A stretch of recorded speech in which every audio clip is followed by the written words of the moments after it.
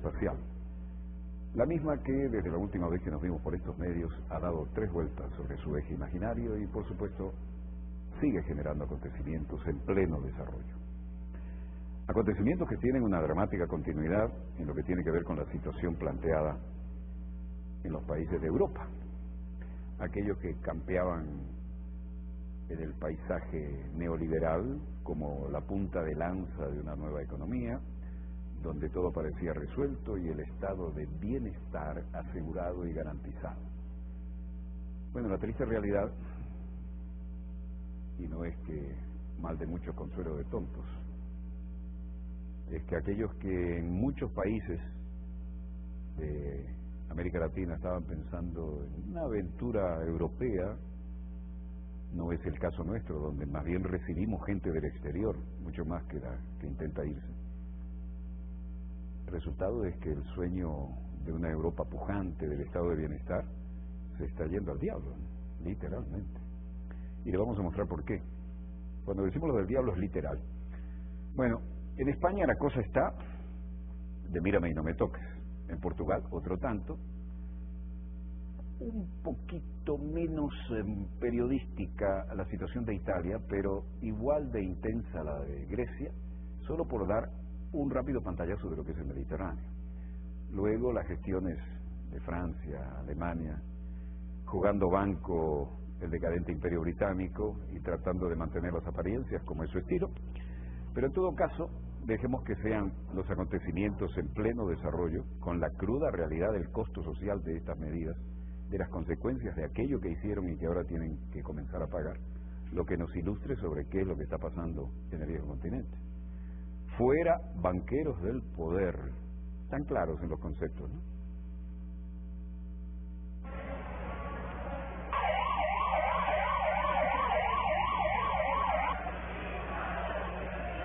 Esta es la protesta en Madrid. Escucharemos a algunos de los ex empleados como Sabina Alberdi. A quitarse sueldos, a quitarse privilegios que tienen y que dejen un poco al pueblo no tan ahogado, que ya no podemos más.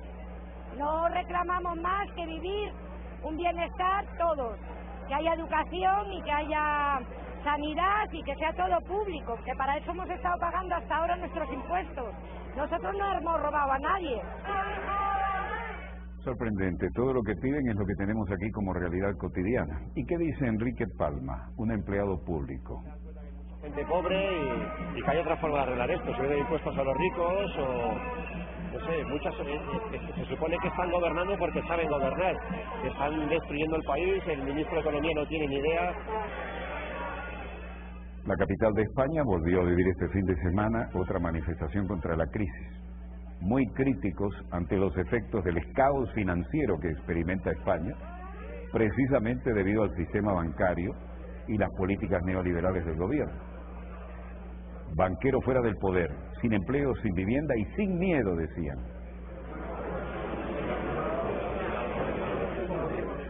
Colorcitos del verano en esas latitudes y, bueno, de alguna manera hay que poner la cara. El ministro de Economía, Luis de Guindos. Rescatar España. Se trata, en última instancia, de que el futuro del proyecto del euro sea un proyecto para todos. España hará lo que tenga que hacer, sin precipitarse, con lo que es un conocimiento de todos los elementos que están involucrados en este tipo de operaciones y también teniendo en cuenta, como soltaba ayer el presidente de Gobierno, lo que es bueno para España y lo que es bueno para el conjunto de la Unión Monetaria, es decir, para el conjunto de la zona euro. Mariano Rajoy, con menos bronceado porque no es de buen ver. Estamos haciendo que no es fácil, ni se hace en poco tiempo y que además tarda en producir efectos, es lo que hay que hacer, que es exactamente lo contrario de lo que se hizo y lo que nos ha traído hasta aquí. En tanto, una protesta ciudadana reclama la dimisión de Mariano Rajoy, manifestación convocada frente al Congreso de los Diputados y en las redes sociales, varias plataformas y grupos de indignados, y hay un movimiento de no de ocupar el Congreso, sino de rodear el Congreso. Y la policía se desplegó con casi 1.500 agentes antidisturbios. la delegada del Congreso de Madrid, Cristina. Estos son mis principios, dice Rajoy aquí a Merkel, pero si no le gustan, tengo otros. Está ácida la protesta popular, pero hacen diana definitivamente. Les decía que la delegada del Gobierno de Madrid, Cristina Cifuentes, dijo que el dispositivo será el adecuado para poder afrontar una situación que se prevé pueda ser complicada. Vaya eufemismo para decir, si se portan mal los reprimimos. Están tentando desde que empezó la crisis, allá por el 2008. Estamos en el 12 y cada vez estamos peor, con más mentiras, con menos salidas, cada vez peor. Decimos que Grecia, decimos que Portugal, pero estamos peor. Desarrollados. Así lo decía Consuelo Pedraza y Francisco Villegas, otro de los que protestaban. Poco caso nos hace. Pero bueno, por lo menos lo intentamos, ¿no? Pero es verdad que quizá tenía que hacernos más caso. La democracia es una gran mentira la que tenemos ahora mismo.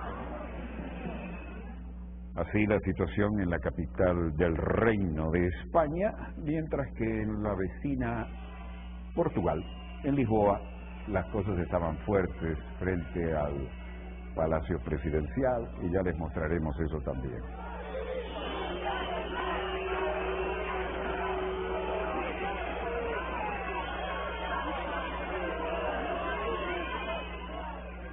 Aquello del pueblo unido jamás será vencido cruzó el Atlántico y se ha vuelto un leitmotiv de las protestas sociales, consecuencia de las políticas y las economías que están en boga o que tal vez estén de salida si es que tienen suerte.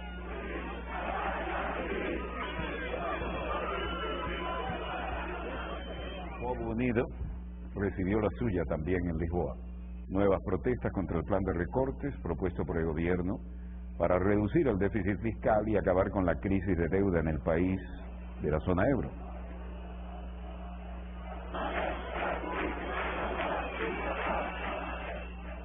Algunos dicen que 15.000, otros dicen que 10.000 se concentraron por la noche de Lisboa frente al Palacio Presidencial, exigiendo la destitución del gobierno, nada menos, del primer ministro Pedro Passos Coelho. Ya desde el sábado, cientos de miles de personas se habían lanzado en todo Portugal a las calles para protestar con el paquetazo de austeridad neoliberal del gobierno, y los gestos son claros.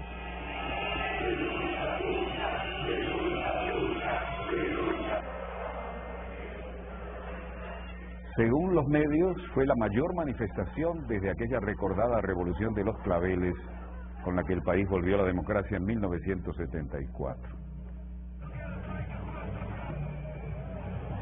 Mientras los manifestantes lanzaban petardos y gritaban consignas de protesta, algunos eran más claros. Contribuí para ela, trabalhei 41 anos, descontei, acho que tenho direito a viver uma vida decente, no mínimo decente. He trabajado 41 años y ahora no tengo nada. ¿Qué es lo que piensan hacer esta gente con nuestro presente y nuestro futuro? De diferentes maneras lo decían todos los afectados. Y parece que los afectados precisamente son todos. Presidente Cavaco Silva se reunía, más reuniones encorbatadas, el pueblo protestando en las calles y la preocupación de hasta dónde se va a encontrar un país bajo la férula de los organismos internacionales a cambio de conseguir una ayuda económica para salir de esta situación nada envidiable. Los miembros del Consejo de Estado asesorando los posibles caminos para salir de la crisis. Passos Coelho, que también participó en la reunión, había rechazos y el primer ministro hablaba. Significa que o governo está a trabalhar numa proposta que vise, em primeiro lugar, procurar elemento adicional noutros fatores de rendimento que não apenas o trabalho. En medio de la jerga tecnológica, el gobierno portugués en realidad lo que propone es más impuestos a las rentas y al trabajo y al capital. Estudia un aumento de impuestos en el sector privado sobre el capital y el patrimonio para compensar la devolución de uno de los subsidios retirados este año a los funcionarios públicos y pensionistas. Tras la reunión de concertación realizada en Lisboa, el jefe del Ejecutivo ha adelantado algunas ideas que se están estudiando después de dar marcha atrás en la subida de 7 puntos de la contribución y entre ellas también una tasa sobre parte o la totalidad del extra de Navidad de los privados. que estas medidas que agora desenharmos possam ter o acolhimento quer do Banco Central Europeu, quer da Comisión Europea y del Fondo Monetario Internacional. Esto va a afectar no solo a los trabajadores públicos, sino a los trabajadores del sector privado y también a las pensiones de retiro de los públicos y los privados. Resposta positiva para a proposta que vamos apresentar.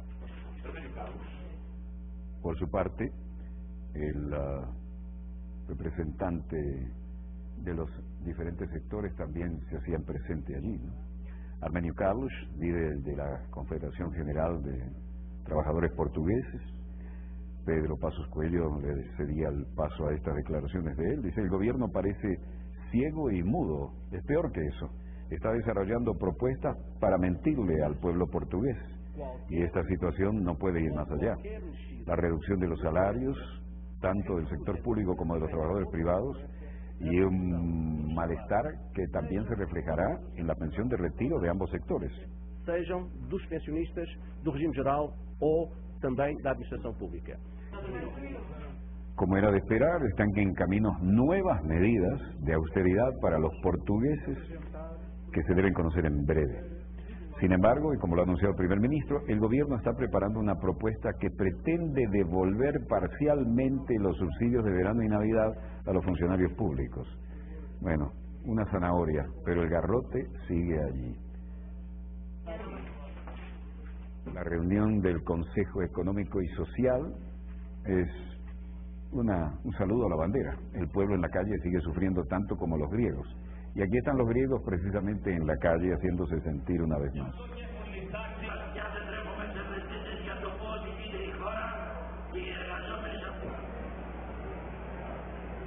Esto es Atenas, y ahora son los periodistas griegos, los colegas griegos los que están en huelga, y frente a la sede central de la Asociación de Periodistas de Grecia, no a la redundancia de estos recortes y esta afrenta a la dignidad humana.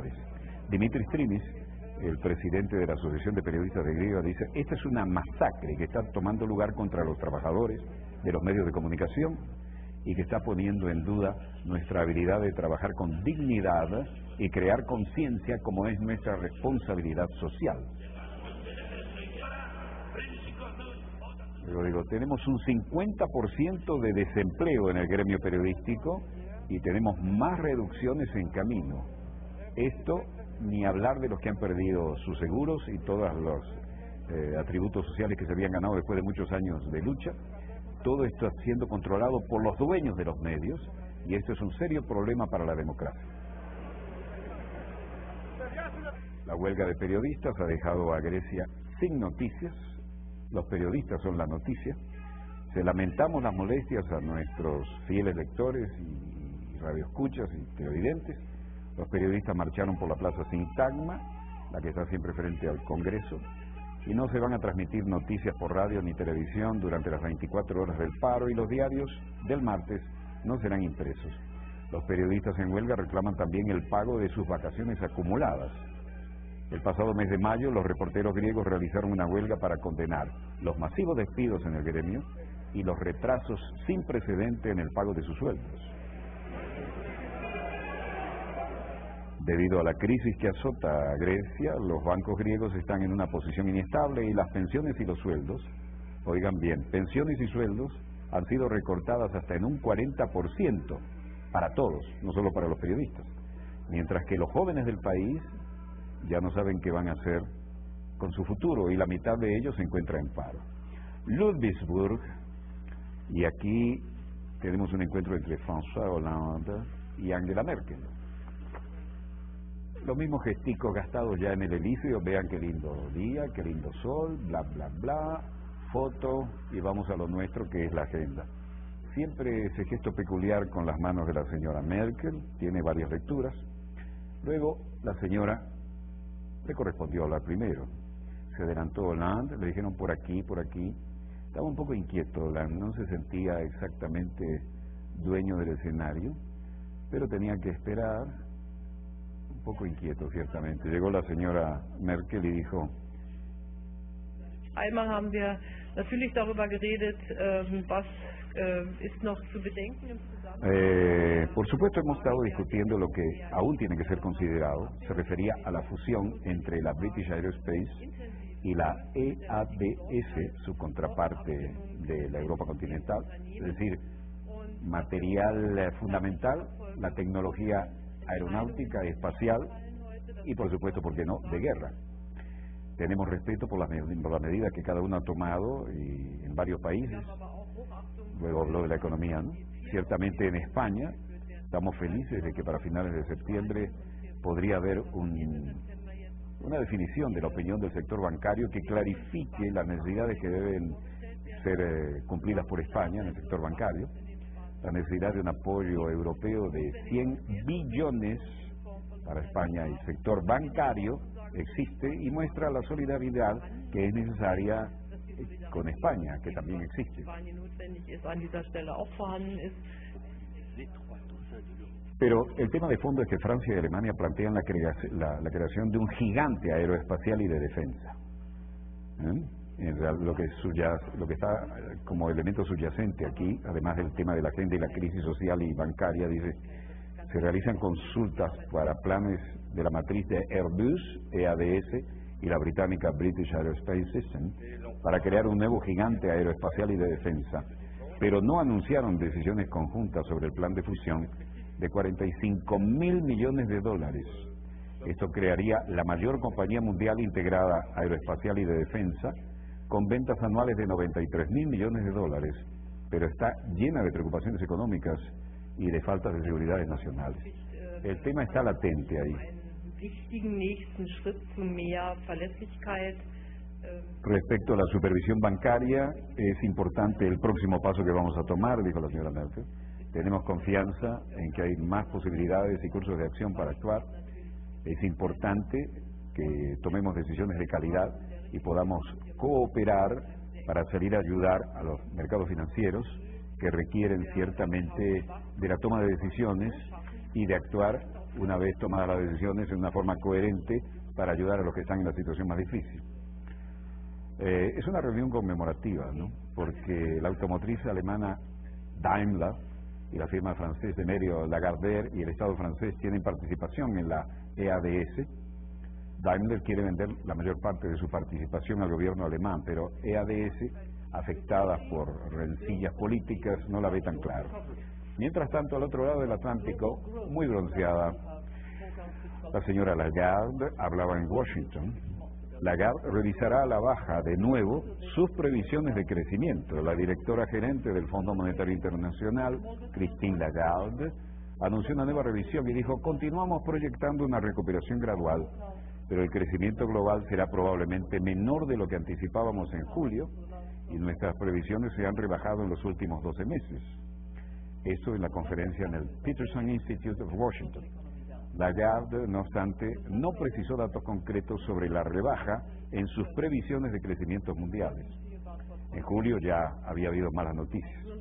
Durante los encuentros de Japón, que se celebrarán del 10 al 14 de octubre, se ofrecerán nuevas revisiones de crecimiento para la economía mundial. Mientras tanto, la directora del Fondo Monetario Internacional justificó esta revisión pesimista y a la baja a causa de la incertidumbre económica mundial y de las dudas acerca de si los líderes políticos realmente cumplirán los compromisos prometidos debido al costo social. That's the recent development. Great concern in low-income countries about rising food prices and volatile commodity prices. Desgraciadamente hay muchas preocupaciones por la forma diferente de la energía para aplicar las reformas que han sido aprobadas, así como otras reformas necesarias. Esto está decayendo, aseguró Lagarde, y dijo que por ahora lo que quieren ver en los mercados es una aplicación coordinada, múltiples jugadores jugando el mismo juego. Reconoció que el epicentro de las tensiones sigue estando en la zona euro y reiteró que Europa debe avanzar hacia una unión fiscal y bancaria. Aconsejó concentrar el énfasis no solo en la austeridad, sino también en el crecimiento, al subrayar que el ritmo de ajuste fiscal debe estar más fijado en medidas que en objetivos, especialmente en los países con la alta tasa de desempleo como los del sur de Europa, es decir, sin nombrarlos, Grecia, Italia, España, Portugal. Lamentó el masivo costo humano, le molesta el costo humano, le duele, y las duraderas cicatrices causadas por el alto desempleo, principalmente entre los más jóvenes, y en países como España y Grecia, donde el crecimiento simplemente no es suficiente para generar los puestos de trabajo para los jóvenes que ya no saben dónde está su lugar bajo el sol. Por otro lado, alertó sobre el llamado precipicio fiscal en Estados Unidos que se avecina en el país si antes de finales de año no hay medidas fuertes. Clinton en una iniciativa global. Good morning. Hillary Clinton pide un aumento de los impuestos a los ricos y esta vez sí se tomó el trabajo de ir a la peluquería y cambiar el look. Foro realizado al margen de la Asamblea General de la ONU. Ustedes saben que estoy desconectada de la política estadounidense, pero es un hecho que todo el mundo, que las élites de todos los países están haciendo dinero. El presidente Barack Obama, a quien aspira a ser reelecto en noviembre, y su rival republicano Mitt Romney tienen enfoques muy diferentes sobre cómo estimular la debilitada economía estadounidense.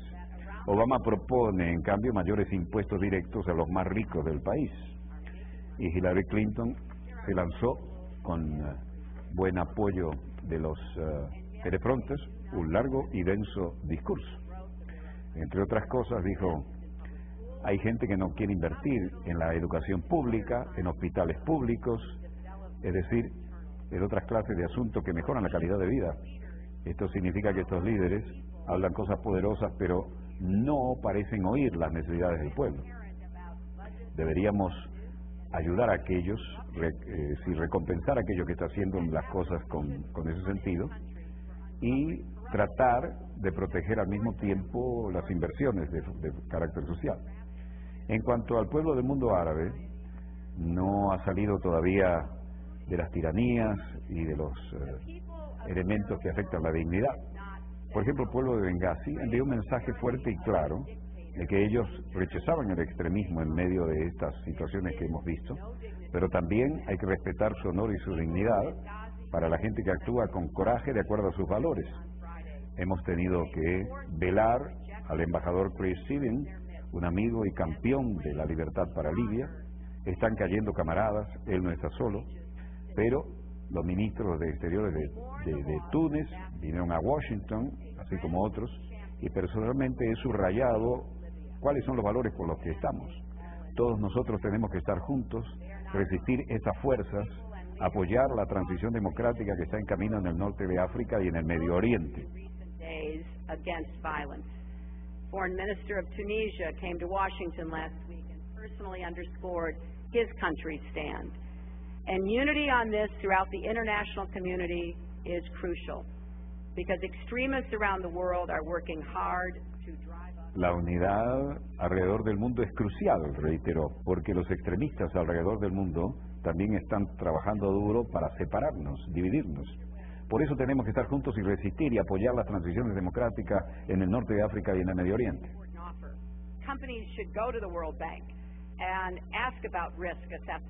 Luego dijo: la libertad y la dignidad es más importante que la comida y el agua. Bueno, mejor no lo ponga cada una en el platillo de la balanza. Cuando ustedes comen en humillación, no puede tener buen sabor la comida. Los Estados Unidos buscan el desarrollo de una agenda alrededor del mundo que mejore las vidas y apoye el crecimiento. Estamos buscando un avance en libertad y en dignidad.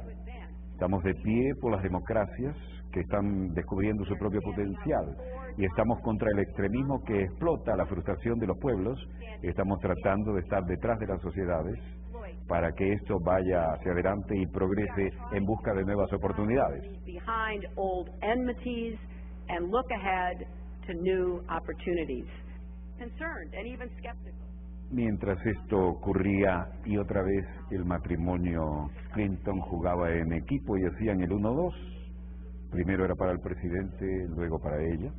Y en Ramallah, West Bank, había el Banco Central Europeo involucrándose y de una Europa más tranquila.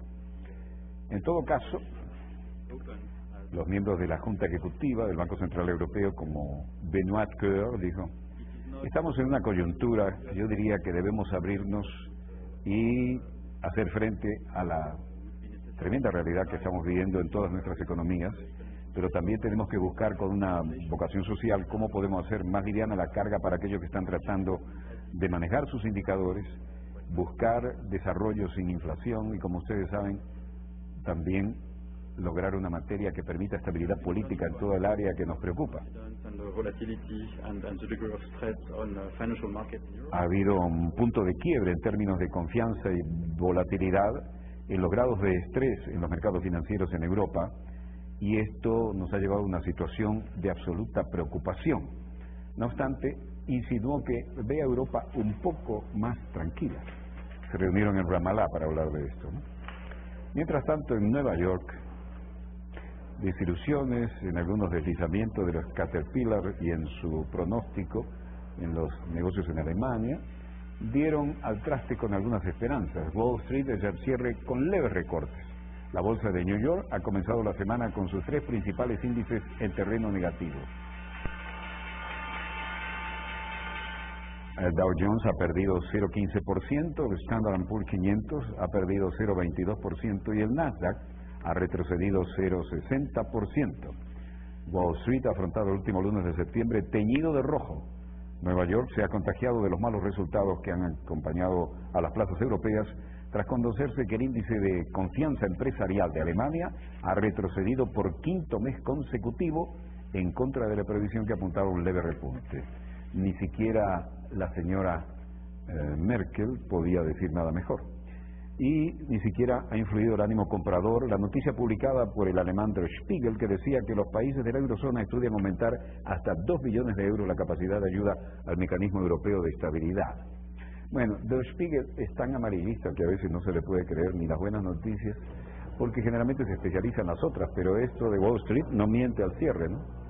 Veamos cómo están los mercados en los marcadores que nos interesan cotidianamente. El precio del crudo venezolano cerró estable a $102.76 el barril. El de la OPEP subió al alza, está en alza sostenida, ¿no? $108.15, difícil no subir al alza. Y el precio del Brent bajó, no mucho, pero bajó $110.70. El West Texas bajaba, marcador que nos interesa, a $92.22, pero aún en un sitial preferente. El precio del oro bajaba a $1.761.60 la onza Troy. El precio del cobre, 8.183 la tonelada. Y el precio del café bajaba levemente y cerraba a $172.45 el quintal. Mientras que el euro se mantiene estable a 1,29 frente a la divisa estadounidense. Hora exacta de un corte. Volvemos de inmediato con más acontecimientos en pleno desarrollo. No se...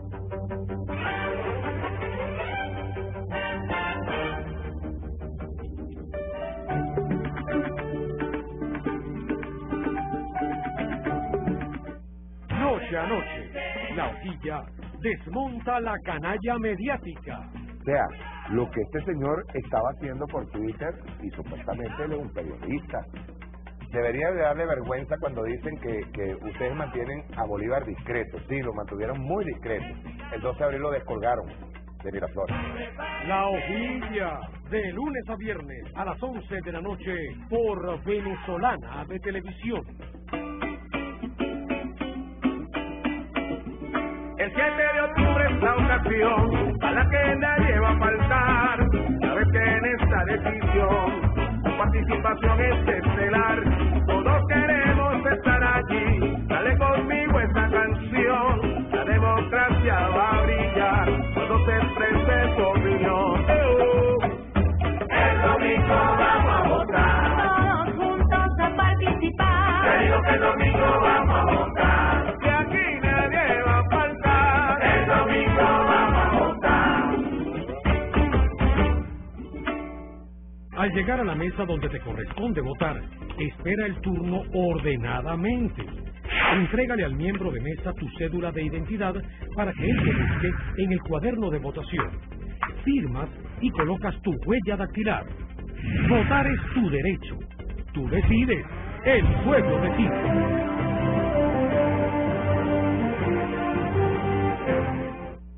considero para mí, para mis hijos, que PDVSA es la empresa de todos los venezolanos. Es la empresa de mis hijos, pues, es mi empresa. PDVSA tiene una familia de más de 100.000 trabajadores en todo el país. Gente capacitada, entrenada y competente. Esa es mi empresa. PDVSA pertenece al pueblo. Por eso ha invertido más de 140.000 millones de dólares en el desarrollo social de nuestro país y en la gestión. Esa es mi empresa. PDVSA tiene los más altos certificados de gestión de calidad internacionales, como el ISO 9001. Esa es mi empresa. PDVSA, una empresa de todos los venezolanos. Por eso nada va a impedir que siga adelante, ayudando a construir la patria de todos nosotros. Esa es mi empresa. Esa es mi empresa. La quiero tanto porque sé que es la empresa de todos los venezolanos. PDVSA es nuestra, es del pueblo.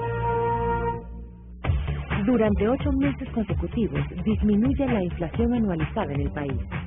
Solo en el rubro de los alimentos, el INPC bajó en 63%, cayendo en 14 puntos porcentuales con respecto a 2011. Baja la inflación, aumenta la buena alimentación del venezolano y se incrementa a la altura de nuestros niños. Que siga la patria nueva.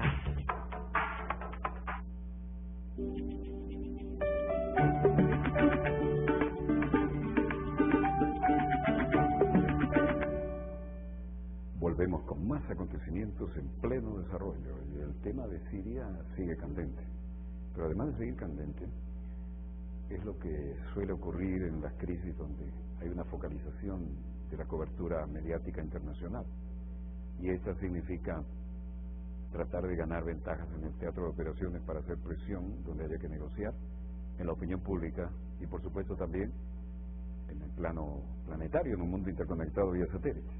De manera que uno de los puntos que ha estado repitiéndose como un trágico lugar común es en la importante ciudad de Alepo, en el noroeste de Siria, y esto también es una muestra y una pulseada de cómo están metidos hasta ahí las ayudas de las ONG, esas bien pagadas en dólares, las de los asesores, que no son más que mercenarios de todas las latitudes, y el suministro, una logística que no se sabe, bueno, más o menos se sabe de dónde viene, pero no siempre hay evidencias en esto que nos mandan, ¿no?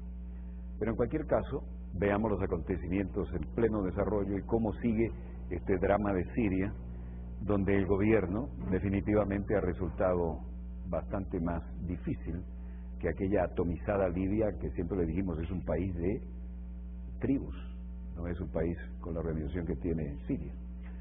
Siguen apareciendo los T-34 y algunos otros modelos, los Albatros. El dominio del aire, no cabe duda, lo tiene el gobierno del presidente Hafez al-Assad. Allahu Akbar. Allahu Akbar. Allahu Akbar. Como de costumbre, nos siguen diciendo que no pueden conformar ni registrar de manera independiente cómo verificar el contenido de este video que fue tomado de una página web de una ONG.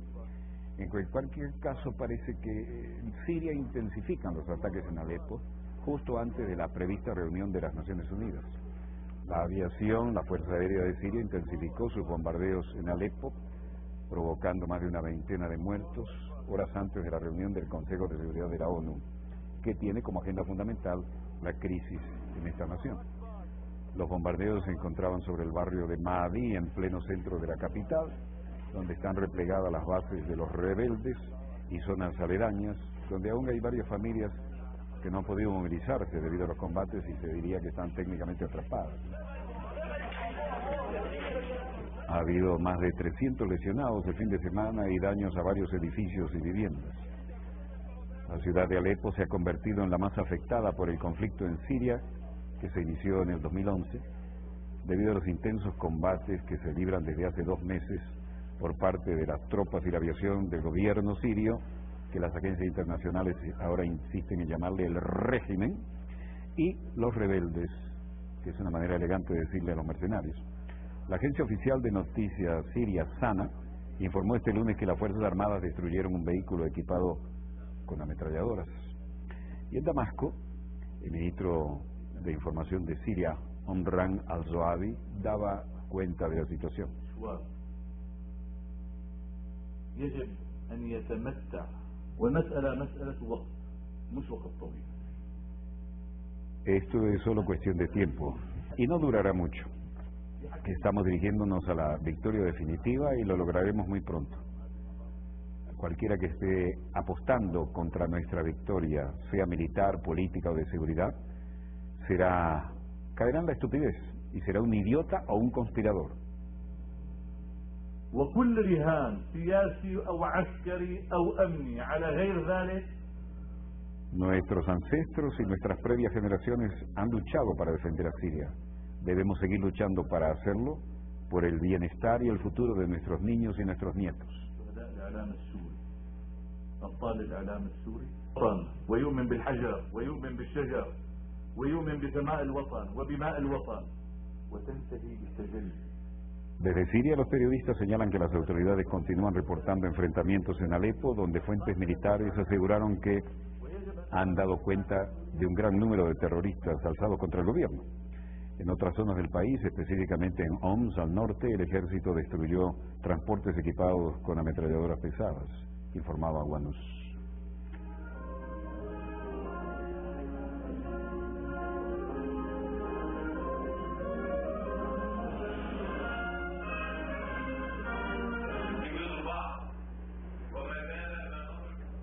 En este otro evento, la oposición siria pide derrocar al presidente Bashar al-Assad.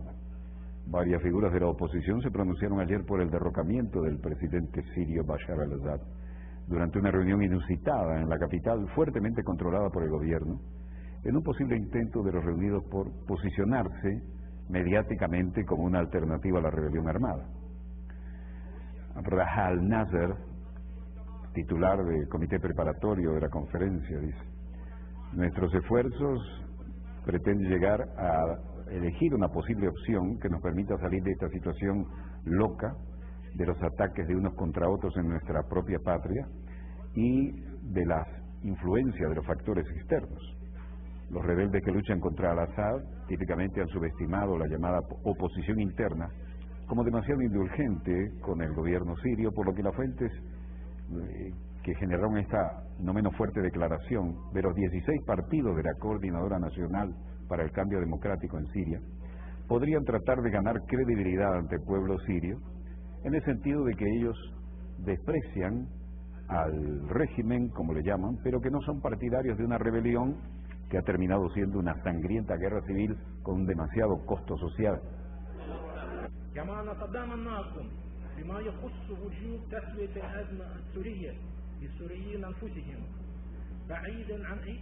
Es decir, tenemos nuevos jugadores en el tablero. La reunión se realizó en medio de estrictas medidas de seguridad en un hotel de Damasco.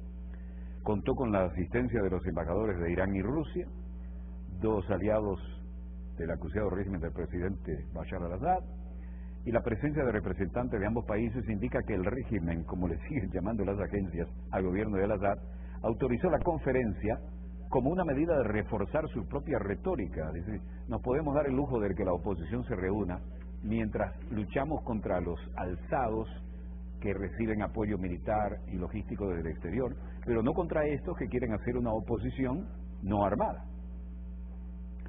A todo esto, la situación se vuelve bastante fluida, y por lo que respecta a la situación internacional, como la ven desde Nueva York, Lakhdar Brahimi, el enviado de las Naciones Unidas y la Liga Árabe sobre Siria, dijo: la situación en realidad está extremadamente difícil y está estancada.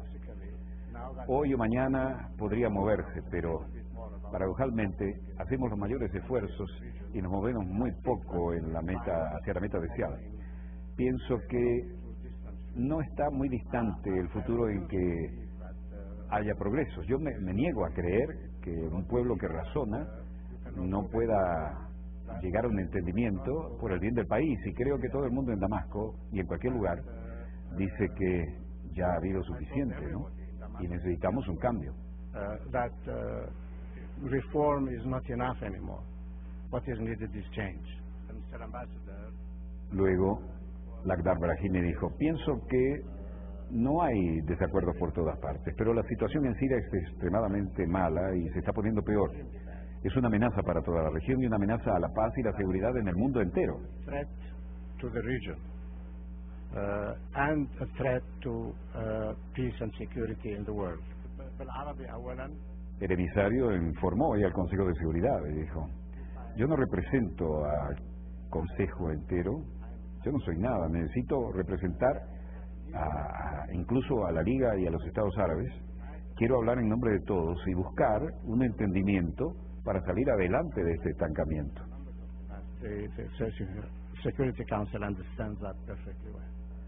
Hay sugerencias de la oposición, incluyendo el Consejo Nacional Sirio, que está moviéndose en una posición en la que podrían encontrarse más unidos que en el pasado. ¿Ustedes ven algún signo en esto?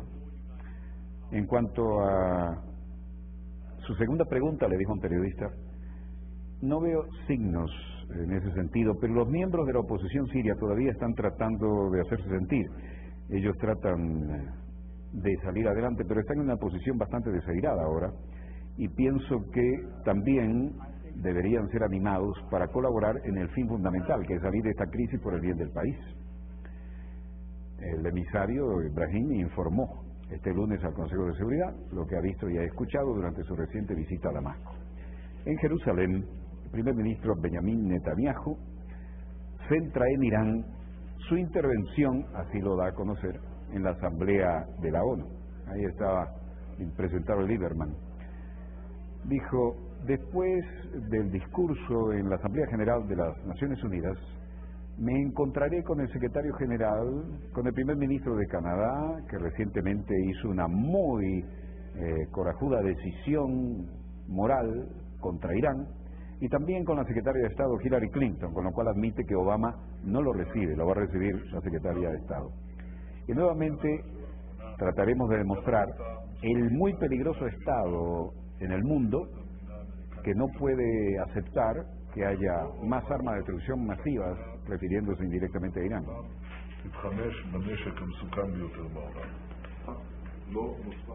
Luego, Uzi Landau, el ministro de Infraestructura, habló con los reporteros. Netanyahu tratará de convencer una vez más a los líderes mundiales de que el desarrollo del programa nuclear iraní supone una amenaza de primer orden para Israel y que la comunidad internacional no puede bajar la guardia. Respecto a Landau, dijo: todo esto, como nosotros, lo que queremos es paz. No queremos ningún cambio en los acuerdos que tuvieron éxito por 30 años. Y creo que son herramientas necesarias y estos acuerdos sirven para combatir el terror tanto como sea necesario. Lo que ha fracasado en el pasado debe ser necesariamente resuelto y también necesitamos cambiar alguna cosa. Creemos que no mucho. En todo caso, la paz tiene que ser en base a los acuerdos y en el mejor de los espíritus para lograrlo.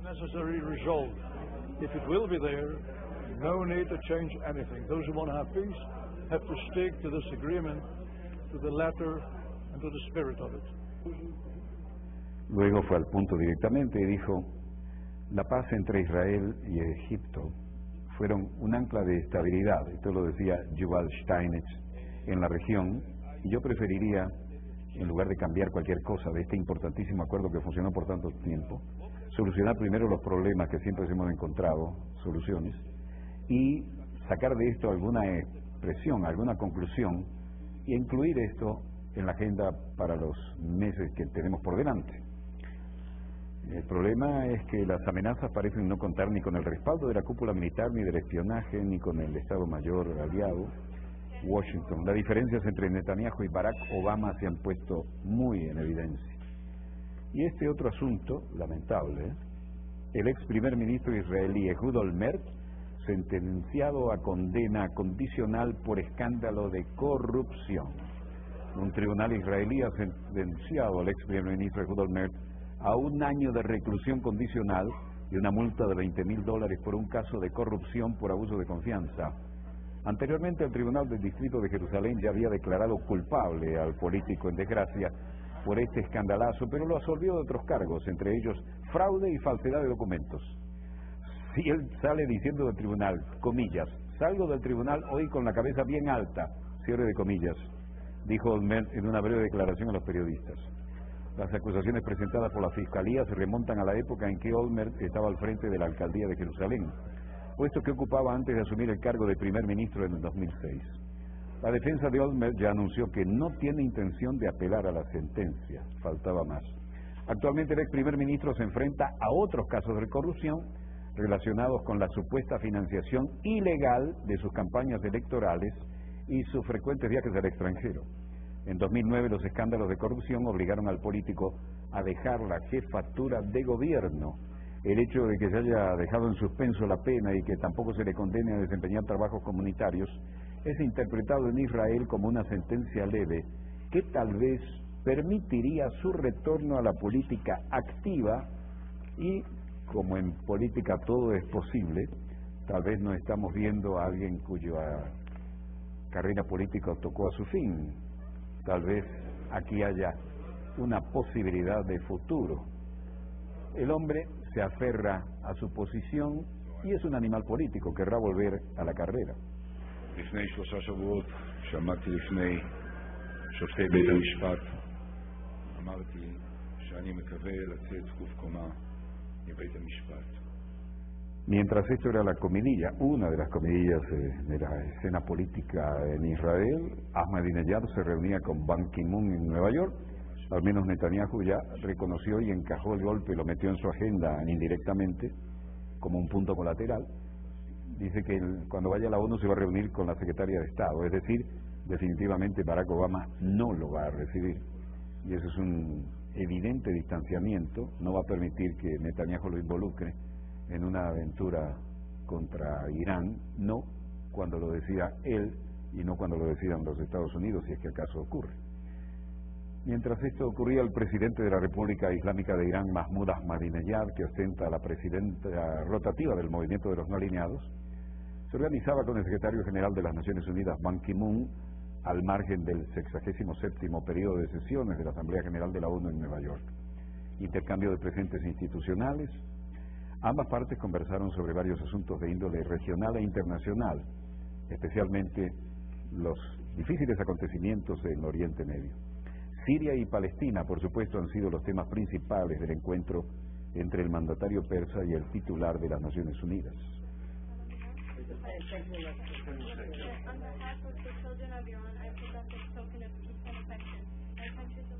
Ante esta pregunta, se referían al programa nuclear de Israel indirectamente y lo que están presionando para afectar lo que ellos consideran el desarrollo pacífico de su tecnología nuclear independiente y de la que no pedirán permiso a nadie para llevarla adelante. Hablaron también del video anti-islam que está generando tanta tensión en el mundo. Irán dijo está listo para defenderse de Israel. Irán toma muy en serio las amenazas de ataque israelí, pero está preparado para defenderse. Quien agregó que Israel no tiene raíces en la historia del Oriente Medio y que será eliminado. El primer ministro israelí Benjamin Netanyahu ha indicado que podría atacar los sitios nucleares de Irán. Largo intercambio de presentes históricos e institucionales allí, pero detrás estaban las tensiones habituales de fondo, ¿no? Netanyahu ha indicado que podría atacar los sitios nucleares de Irán y ha criticado la postura de Barack Obama de dar más tiempo a las sanciones y a la diplomacia. Irán niega que busque obtener armas nucleares y afirma que su trabajo atómico es pacífico y que apunta a generar electricidad. Fundamentalmente no tomamos seriamente las amenazas de los sionistas. Contamos con todos los medios defensivos a nuestro alcance y estamos listos para defendernos, dijo Ahmadinejad a periodistas en Nueva York antes de participar en la Asamblea General. Aunque estamos totalmente listos para defendernos, no tomamos esa amenaza seriamente sin mencionar a Netanyahu. Ahmadinejad aludió a su previo rechazo del derecho de Israel a existir, dijo. Irán ha estado por los últimos 7.000, 10.000 años. Ellos, refiriéndose a los israelíes, han ocupado esos territorios durante los últimos 60 o 70 años. Nosotros 7.000 a 10.000. Con el apoyo, lo hicieron además estos últimos 60 o 70 años, con el apoyo y fuerza de los occidentales. Ellos no tienen raíces aquí, ni tienen historia aquí. El moderno Estado de Israel fue fundado en 1948, precisamente por una decisión de las Naciones Unidas. Creemos, dijo, que se encuentran en un callejón sin salida y que buscan nuevas aventuras para escapar a ese callejón sin salida. Irán, enfatizó, no será dañado con bombas extranjeras. Ni siquiera los contamos como parte de cualquier ecuación para Irán. Durante una fase histórica representan alteraciones mínimas en la escena y entonces son eliminadas esas alteraciones que cada tanto aparecen, dijo el mandatario iraní. Ahmadinejad ya había sido muy fuerte. En el 2005 dijo que Israel era un tumor y se hizo eco de las palabras del ex líder supremo Ayatollah Ruhollah Khomeini al decir que debería ser eliminado del mapa. Eso se lo recordaron ahora los medios. Amir Ali Hajizadeh, brigadier general de la Guardia Revolucionaria Islámica de Irán, dijo que Irán podría lanzar un ataque preventivo contra Israel si realmente estuviera seguro de que el Estado judío se preparaba para atacarlos. Eso fue citado en un medio que lo filtró el domingo. El tema nuclear no es problema, pero la postura de Estados Unidos respecto a Irán es importante. Estamos listos para el diálogo, para una resolución fundamental de los problemas, pero en justicia y respeto mutuo, enfatizó Ahmadinejad, tal como lo hizo ante la prensa. La comunidad internacional debe unánimemente hacer responsable a los ocupantes de los esfuerzos para retornar los territorios ocupados a sus verdaderos propietarios, y el derecho de las naciones, refiriéndose a los palestinos, debe ser restaurado, dijo. Así las cosas, el secretario general Ban Ki-moon dijo: el amplio cuerpo de las leyes internacionales desarrolladas en las Naciones Unidas dan a la comunidad internacional una base para cooperar pacíficamente y resolver los conflictos por medios que aseguren que no habrá un relazamiento de los combates. Y en cuanto al desarrollo de la responsabilidad y sus mecanismos, ningún criminal de guerra debería encontrar un lugar seguro en ningún lugar del mundo moderno. El señor Guido Westerwelle, ministro de Relaciones Exteriores de Alemania, se hizo presente y dijo: las sanciones continúan siendo una importante herramienta en mantener la restauración de la paz internacional y la seguridad.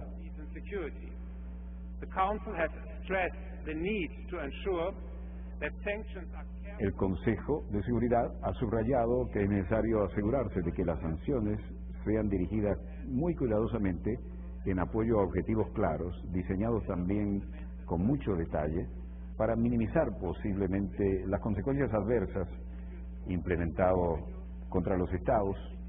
El Consejo está comprometido a un limpio y claro procedimiento para que las sanciones sean aplicadas y también removidas cuando sea necesario, y garantizamos las excepciones humanitarias para estos casos, lo que significa que esto va a seguir en el debate en la Asamblea General. Mientras tanto, Alemania busca endurecer las sanciones de la Unión Europea contra Irán. Y por lo que respecta a la situación que estamos viendo, hay un interés en las grandes potencias y comienza en las relaciones personales entre ellas, siendo recibidos todos aquellos que representan un factor importante en la ecuación, pero no Netanyahu, enfatizando las relaciones bilaterales y sobre todo dando a entender la vieja y privilegiada relación que hay entre Estados Unidos e Israel. Mientras tanto, en París, los familiares pacientes de un antiguo hospital estaban cerca del Palacio de Justicia. Comienza en Francia el proceso por los casos de irradiación excesiva de pacientes. 2 médicos y un radiofísico comenzaron a ser juzgados este lunes por su responsabilidad en el más grave accidente de radioterapia ocurrido en Francia, en el hospital de Épinal, en Lorraine del Nordeste, donde murieron 7 de los 450 pacientes irradiados excesivamente entre 2001 y 2006. 7 acusados en total comparecen ante el tribunal: 2 médicos, un radiofísico, 3 directivos de la Administración de la Salud Pública y el hospital, en tanto que es persona moral en este caso. Aquí estaba Janine Chevol, de 77 años, la viuda, y también estaba Gerard Walser, el abogado que representa a las víctimas por sobredosis de radiación. Es un caso que tiene de cabeza a la opinión pública, ¿no? Y Philip Stabler, también víctima de esta situación, presidente de la Asociación de Víctimas, dijo: queremos saber la verdad. ¿Quién nos lastimó? ¿Por qué nos abandonaron? Queremos que se levanten las señales bien claras de este caso y queremos también, desde aquí a enero del año siguiente, que alguno diga que esto ya es suficiente, que no pueden seguir escurriendo el bulto y que tienen que hacerse responsables.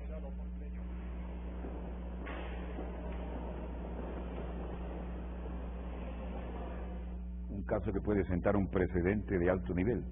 Entre ellos estaba Martial Lebris, que lucía una camiseta con la foto impresa de su padre, muerto el 30 de enero tras 6 años de una lenta agonía, como dijo, y en palabras de otras de las hijas de la víctima, Marie-Linde, también presente. Entre las víctimas, Lucien Vigueur contó: yo gozaba de buena salud, pero ahora no soy el mismo. Me quedé estupefacto cuando me enteré de lo que había pasado. Ahora al menos trato de comprender. Para un primer grupo de 24 personas, la sobredosis de radiación se debió a un error en la programación de los parámetros en el momento de la instalación y una nueva generación de aparatos de radioterapia en el 2004. Recuerdo que hubo un precedente en España sobre esto también. Un segundo error, el hecho de que no se tomó en cuenta el cálculo final de las radiaciones, las dosis de controles radiológicos procedentes al tratamiento, y dejó 424 víctimas de sobredosis, entre 8 y 10% entre el 2001 y 2006. Gravísimo error. Y ciertamente esto no tiene marcha atrás, desde ningún punto de vista. Y ahí quedan los retratos de las víctimas y un precedente de algo que siempre se ha manejado, bueno, desde el comienzo del manejo de estos elementos. Ya sabemos la triste suerte de Madame Curie, entre otros, ¿no? Pero aquí, en el siglo XXI, no se esperaba que un caso de este tipo impactara de tal forma y con tanta cobertura mediática en Francia sobre tanta cantidad de víctimas de radioterapia.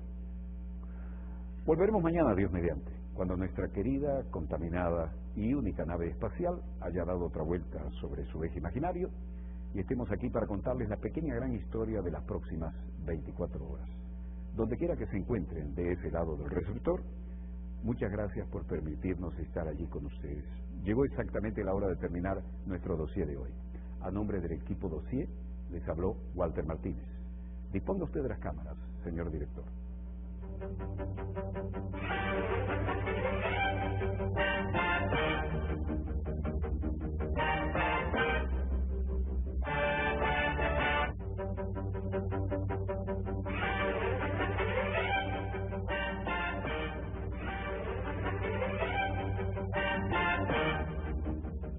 Todo el mundo sabe que el próximo 7 de octubre será la elección presidencial. Pero, ¿sabes si se seleccionaron como miembro de mesa? Tienes 3 maneras de enterarte. Visita nuestra página web www.cne.gov.be. Llama al 0800 Votemos o envía un mensaje de texto con tu número de cédula al 2637. Juntos hacemos democracia. Cumple con el servicio electoral. CNE, la confianza de elegir.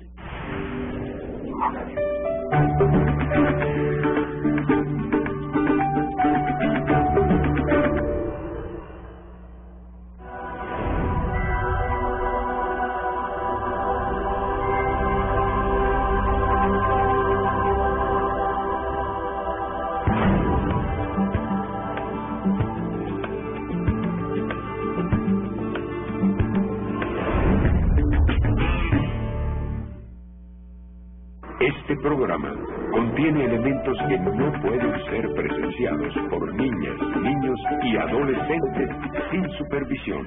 ¡Prepárense!